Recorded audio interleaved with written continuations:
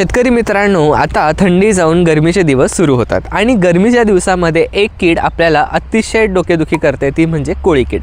So शेतकरी मित्रांनो, कोळी कीड जर तुम्हाला व्यवस्थित नियंत्रित करायची असेल तर त्याची फवारणीची वेळ ही थोडीशी वेगळी आहे. कोळी नाशकाची फवारणी करत असताना सकाळी किंवा संध्याकाळी न करता कडक दुपारी उन्हामध्ये तुम्हाला याची फवारणी करणं गरजेचं आहे. कारण उन्हामध्ये कोळी कीड ही जास्त सक्रिय असते, त्याच्यामुळे आपल्याला फवारणीचा जास्त चांगला रिझल्ट आल्याचा दिसून येतो.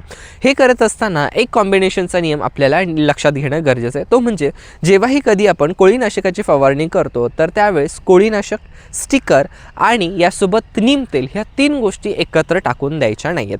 कारण ह्या गोष्टी एकत्र टाकल्यानंतर तिन्ही गोष्टींमध्ये ॲब्झॉर्प्शन पॉवर जास्त आहे. बऱ्याच चांगल्या कोळीनाशकांमध्ये ट्रान्सलॅमिनार ॲक्शन असते. सो त्याच्यामुळे पानाची टिश्यू ही 3 वेळा इन्फिल्ट्रेट होते. त्याच्यामुळे आपल्या पिकावरती साईड इफेक्ट, स्कॉर्चिंग येण्याची शक्यता असते. सो त्याच्यामुळे जर कोळीनाशकाची फवारणी घेत आहे तर या नियमाला मी म्हणतो 3 तिगडा काम बिगडा. हा नियम तुम्हाला लक्षात घेणं गरजेचं आहे. अशाच उपयुक्त माहितीसाठी फॉलो करा संवाद पब्लिसिटी.